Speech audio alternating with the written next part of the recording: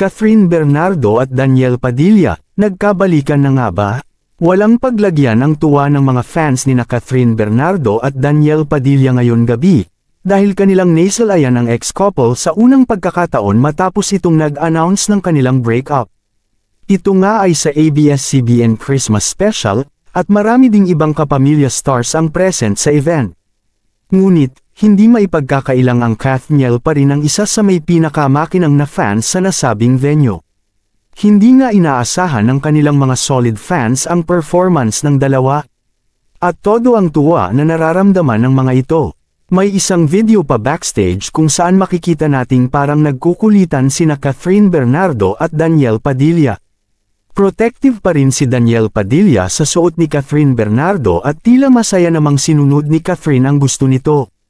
Sa stage naman ay kitang-kita ang enjoyment ng dalawa, na kumanta kasama ang kapamilya singers.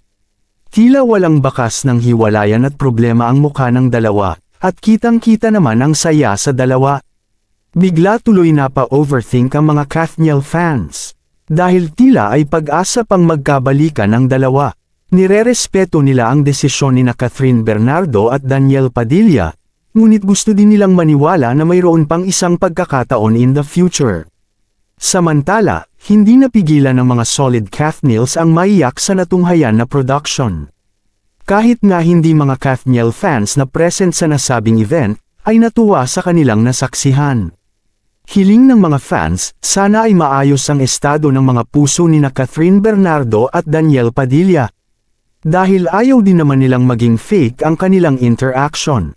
Ayon naman sa mga nakasaksi sa naturang event ngayong gabi, masaya sila na hindi nagsisiraan sina Daniel Padilla at Catherine Bernardo pagkatapos ng kanilang hiwalayan.